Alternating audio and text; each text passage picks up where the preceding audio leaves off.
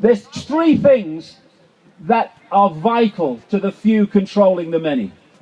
One is to keep the many in ignorance of what they're doing. That is now being put right by the alternative media and the communication of this information. A second one is the population being kept in acquiescence, the many kept in acquiescence to the few. That's the next one we need to sort out. Stop acquiescing. We need to come together and have a mass, non-violent, non-cooperation campaign the world over in which we refuse to cooperate with our own enslavement. Because only if we refuse to cooperate with our own enslavement is it possible for the few to do this to the many. And there's the third thing they absolutely desperately want. And that is divide and rule. They cannot do it without that. And look at it. We divided as a world on the fault lines, the manufactured fault lines of religion and culture and race and all the rest of it, and income bracket. And, you know, they're picking each section off while the other one looks the other way and says, it's not my problem. Well, a man said something like this after the Nazi years in Germany. First they came for the Jews and I was not a Jew, so I did nothing. Then they came for the communists. I was not a communist, so I did nothing. Then they came for the trade unionists. I was not a trade unionist, so I did nothing. Then they came for me, and there was no one left to speak out for me. That is what they're doing now. Oh, it's the Muslims. Let's demonize the Muslims. Let's demonize the poor.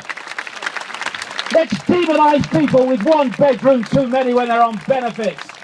Let's demonize everyone. Turn the rest of them against them, and when the demonized ones have been picked off, then we'll come for you. This is what is happening, and we need to come together. Open the heart, open the mind, irrespective of religion, race, I don't care. We are all one consciousness having different experiences.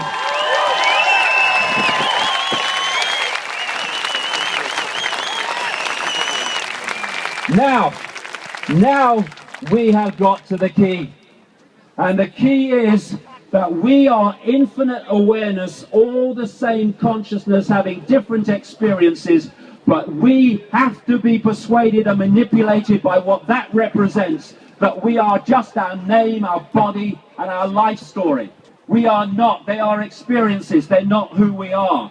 When we identify and self-identify with name, income bracket, a life story, etc., we see the world and ourselves in terms of little me. I'm just little me. I'm just Joe Bloggs, Fred Jones. Who am I? What can I do? But when you get to that point where you expand your awareness, you expand the memory of what we already know, then you realize there are no little me's.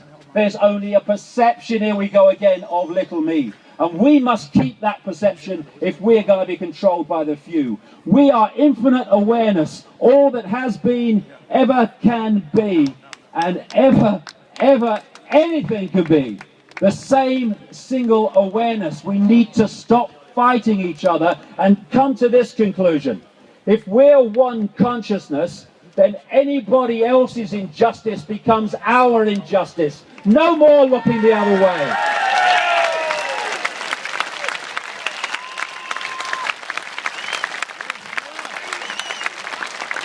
You know, it's so simple. If you see a problem, you can try to find a solution to it. We're drowning in those blooming things. So why don't we do the sensible thing, which is to remove the cause of the problem?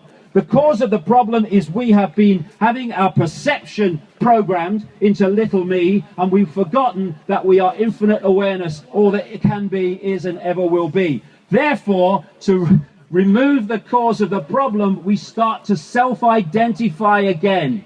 Who is I? What is the I? No, it's not Charlie Jones.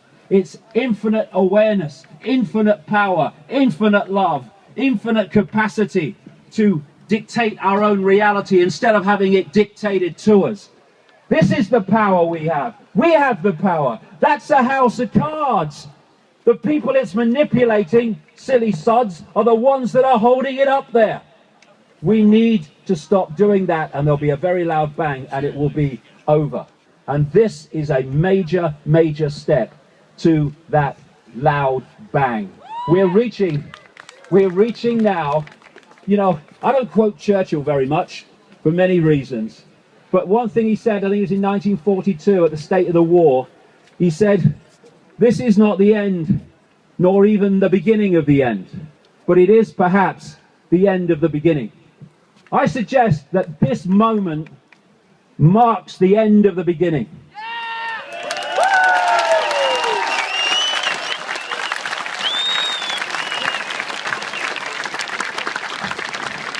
And that beginning has been to bring vast numbers of people, and that needs to continue, my goodness, into an awareness that the world was not like they thought it was, and it's not run by forces that they thought it was run by.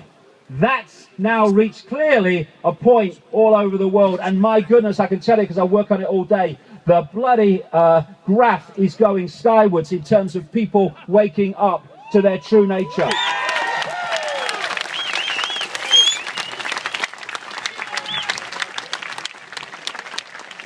And now, along with continuing that, we need to go to stage 2.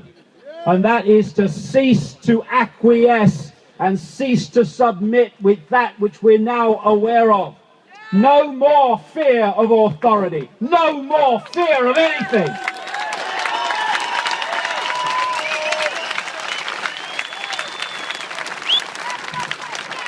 And you know, people in uniform here, people in uniform here, you have children and grandchildren that are going to have to live in the world that I'm describing, and that which you are protecting, not that it needs to be, we don't want any problem, but we don't do what they do there.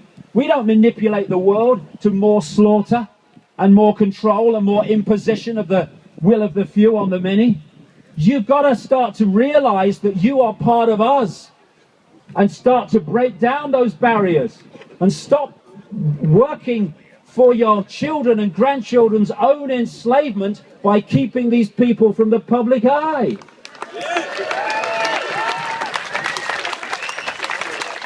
I say that to soldiers, troops, you're going abroad to lands with brown faces and you are devastating them, not for your country, but for those that are controlling your country, dictating to your country, and seeking to enslave your country for your children and grandchildren. Put your weapons down. Refuse to do it. This is the next stage where we stop playing a part in the enslavement of ourselves. But you know, there was a mantra song that I came across a long time ago, which just had 4 lines, so appropriate now. It went, we are the power in everyone. We are the dance of the moon and the sun. We are the hope that will never hide. We are the turning of the tide. And so we are. And it's so clear today that that tide is starting to move. And this is the last thing I'll say in terms of where we're at, to put it in perspective. We here outnumber the 140 by a very large margin. Let's just visualize that. People here in front of me massively outnumber the 140 who are orchestrating the direction of the world on behalf of masters that they are terrified of. Now, take this and imagine 7 billion people, and those 140 are doing that to them. What did I say? What did I say earlier? The world is mad. The world is a complete inversion of itself. And what we need is a peaceful, non-cooperative campaign. The non-comply dance, as I call it. Peaceful because we ain't joining them. You can have revolutions, and history is littered with them, where violent revolutions remove a tyranny, and what follows is another form of tyranny. You do not create a peaceful society, a loving society, a caring society, and a just society with violence. We can do this peacefully, and we have the numbers. As the poet Shelley said, rise like lions after slumber, with unvanquishable number. Shake your chains to earth like dew. Wicked sleep have fallen on you. Ye are many, they are few.